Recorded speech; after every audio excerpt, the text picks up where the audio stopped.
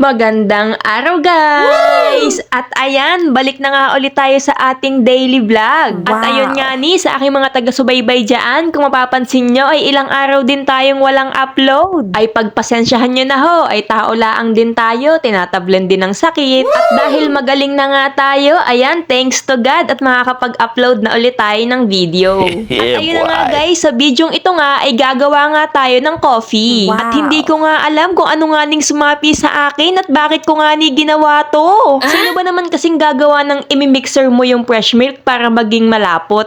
Heavy cream yan? Ay, pagpasensyahan nyo na ho ang aking kasyungahan. Akala ko'y pwede are. Ay, hayaan nyo ho next time. Ay, hindi ko na are gagawin. Hoy, wala nang next time. Char. Na-realize ko na nga laang yung kasyungahan ko din nung halos 30 minutes na nga akong nagme-mekos-mekos din ay hindi naman lumalapot bagkus, bumubula laang. Kaya nga akin na ding itinigil ay aba, nakakainip din. Ay siya, halina't gumawa na laang tayo ng kape gamit aring fresh milk.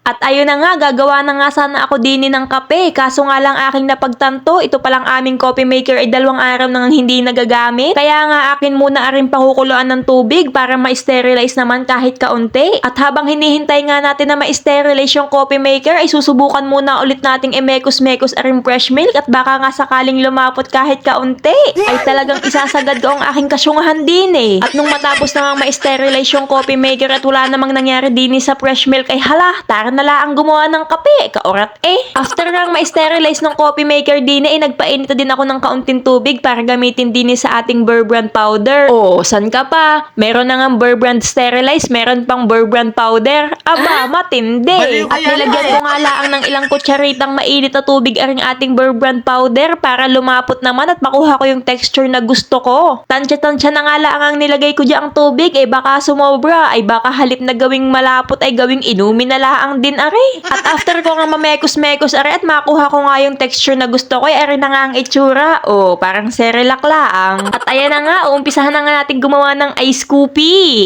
Uy, antikis naman ng coffee mo. Coffee. Are na nga ang aking proseso ng paggagawa ng ice coffee. Ay are na nga, naglagay lang ako dyan ng 400 grams sa tubig din sa ating coffee maker. Tapos umalis lang din ako saglit para itapon nga yung natitirang laman ng ating mini pitcher. At pagbalik ko nga dyan, nilagay ko na yung mini pitcher doon sa ating coffee maker. Tapos kumuha naman ako nitong filter at nilagay na nga natin doon sa tamang lagayan na rin. At nung mailagay ko na nga dyan yung coffee filter ay maglalagay naman tayo na rin kaping barako galing sa Batangas. Diga ang haba nung S, Batangas.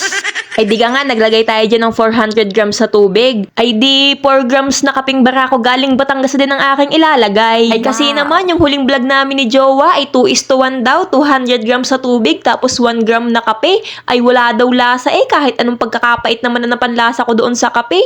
Tapos arang kaping hindi naman ako ang iinom at yung mga kapatid nga ni Jowa kaya feeling ko kailangan nating medyo tapang-tapangan ng kaunti. At habang hinihintay nga nating magmekos-mekos yung nilagay nating 400 grams na tubig din saka yung 4 grams na kaping barako galing Batangas din sa coffee maker ay munang Burr Brand na pinunaw ang ating aasikasuhin. Ay kinalat ko nga laang din sa 2 baso para magmukhang estetik. At nung matapos ko na ngang ikalat, simot sarap. Huwag kayong mag-alala, hindi ko na ginamit yung kutsarang yan at hindi ko na din naman kakailanganin. Ikalat ko na nga yung tinunaw na Burr Brand din sa baso ay pupunta na nga tayo sa ating sunod na step. At aring ang basong ilalagyan na nga natin ng yelo at dadami-damihan nga natin ng yelo sapagkat ang ating ginawang kape ay medyo matapang. Matapang. Nanununtok At habang hinihintay nga nating matapos yung ginagawa nating kape din hindi pa nga rin ako tumigil sa pagmekos-mekos din kasi nga baka sakali lang naman na lumapot. At ayun na nga, sa sobrang kasyungahan ko ay naglagay pa nga ako din ng Burr Brand powder at baka nga sakaling lumapot. Ay syunga talaga. Pero wag kayong mag-alala guys kasi meron naman ako napala din sa aking pagmemekos-mekos. Ang aking napalalaang naman din ay pag-aaksaya ng oras at pagod. Kasyunga.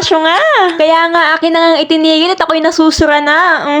Ako'y nasusura na. Kaya tara na, gawa na tayo ng kape nang matapos na are. At dahil alam kong epic failed nga aring paggawa ko ng ice coffee kopi ay sinagad-sagad ko na nga yung aking kasyungahan. Ay sino baga namang hindi syusyo nga? Ikaw ba namang maglagay ng sobrang init na kape din sa basong may yelo? Ang galing! Buti na nga lang at hindi nabasag aring baso.